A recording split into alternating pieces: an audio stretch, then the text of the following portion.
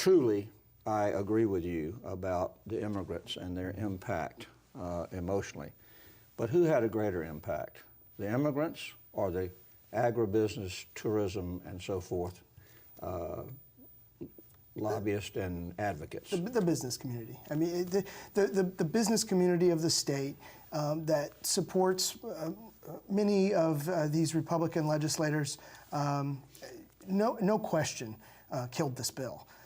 I agree with Mary Ellen that it helped a lot that there was a face to go with it. And it was interesting to see on one day, I just made a mental note. I was looking at the 4th floor of the Capitol, which is usually where the lobbying corps lives during the session, and it's a pinstripe alley between the House and the Senate, you know, and it was taken over by immigrants in T-shirts to the point where there was no room for these people who are used to owning the 4th floor to stand around, and I thought that was a very interesting picture for me. But well, think about the counter argument. If it weren't for the people with, you know, these real people, the argument for the business community is we want cheap labor, you know, and so I think this softens that argument in a remarkable way. It's true, but it's also, Steve said something really important, and that is that it wasn't as simplistic as some of the campaign messages made this out to be. And that was, to me, the take-home message of the immigration debate, was that, you know, 2010 was a simplistic year. The Tea Party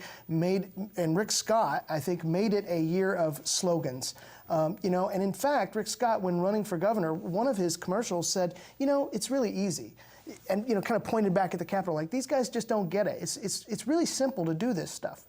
Well, he came up here and found out that it's not as black and white and as simple on many of these issues. That illegal immigration issue got heavily bogged down in questions about legal immigrants and tourists, as Steve said. You know, things that you might not think of when you're talking about, well, just throw all the illegals out. They're illegal after all. Well, there are all kinds of other things at play there that I think... particularly for the election coming next year. And just think about that issue.